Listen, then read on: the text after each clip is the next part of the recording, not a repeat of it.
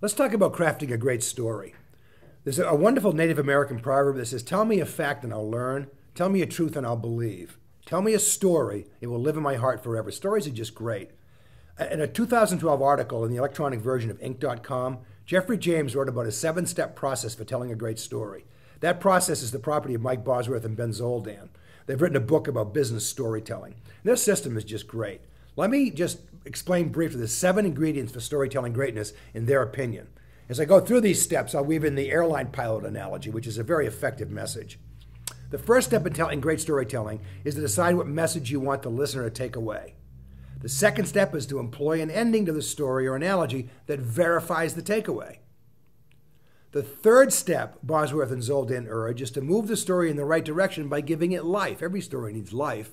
Discuss the people involved, the location where things take place, when the story takes place. The fourth step is to put some meat on the story's bones by adding rich context. Step 5, that's when you introduce the goal you seek and the obstacles confronting you. Every story has a hero overcoming obstacles. The 6th step, describe the decision that allowed someone to overcome that obstacle. Step 7, now we finish the story and we invoke our takeaway. And it goes like this.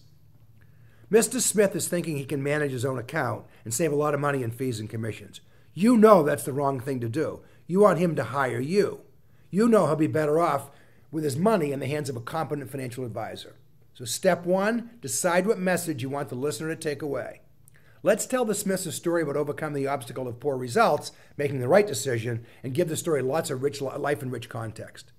Mr. and Mrs. Smith, let's say that next month the two of you need to fly from Los Angeles to New York.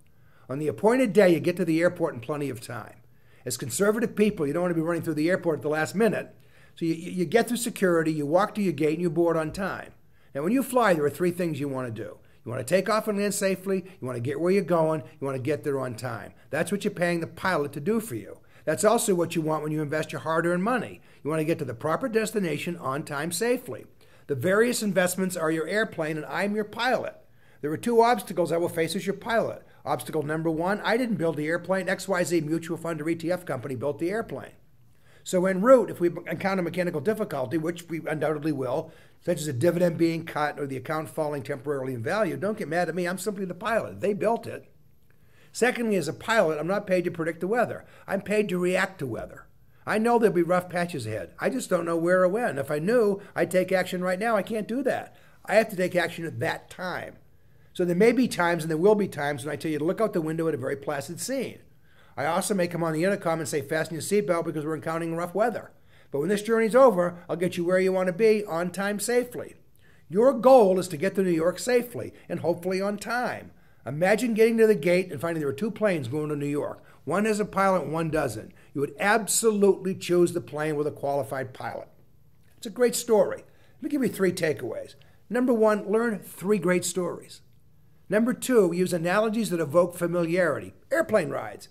And number 3, you're not paid to predict the weather. Tell people that. You have to react to things as you encounter them. Tell that story. It's a great story.